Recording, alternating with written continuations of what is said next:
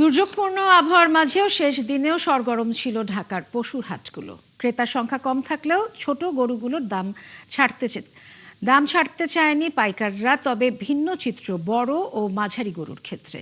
শেষ দিনে এসে 12 লাখ টাকার গরুর দাম 3 লাখও বলতে রাজি নন ক্রেতারা। আরও জানাচ্ছেন ভাস্কর ভাদুরী।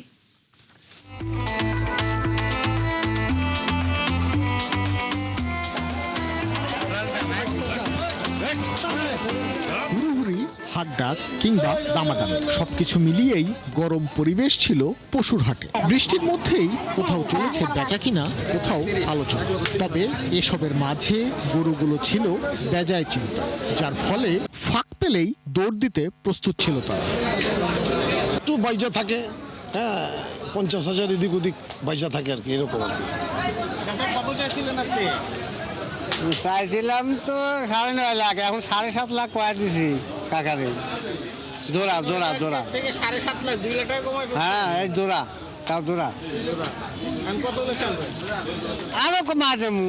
আর টেলিভিশন দেখে সুন্দর করে কও, ও দেওয়া লাগবে না, দাম কমায় দাও, নাহলে টিভিতে 7 লাখ টাকা নেবেন।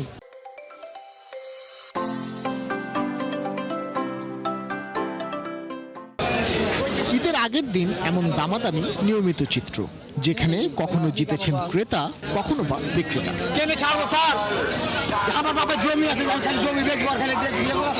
আপনি কত?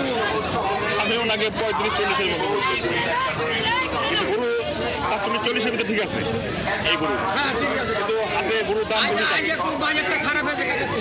ক্রেতার তুলনায় গরুর সংখ্যা বেশি থাকলেও ছোট গরুগুলোর দামে ছাড় দেয়নি বিক্রেতারা। তবে বড় ও মাঝারি আকারের গরুর ব্যাপারীদের অবস্থা খুব একটা ভালো ছিল না। গাবতলীর হাটে আনা অর্ধেকেরও বেশি বড় আকারের গরুগুলো ঈদের আগের দিনেও ছিল ক্রেতা খরা। এই গরুটা ভাই আমার 6 লাখ টাকা পড়া, এখন পর্যন্ত খরচ পাতি দেয় 6 লাখ টাকা পড়া, কাস্টমার 3 লাখ টাকাও বলে না। গরুটার হাইট আছে ভাই 63। এখন দাম চাই 5.5 লাখ, 4 লাখ 80। পাবলিক কয় 1 লাখ 80, 2 লাখ। আমি 13 লক্ষ টাকা হলে কি বিক্রি করে দেবো ইনশাল্লাহ।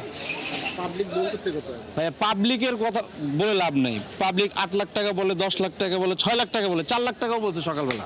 দুপুরের পর হাটে ক্রেতার সংখ্যা আরও কমে আসে। অবিকৃত গরুগুলো নিয়ে চিন্তার ভাঁজ ছিল খামারিদের মুখে। তাদের আশা, ঈদের আগের রাত্রেই গরু বিক্রি করে হাসি মুখে বাড়ি ফিরতে পারবেন তারা। কত হচ্ছে ভাই?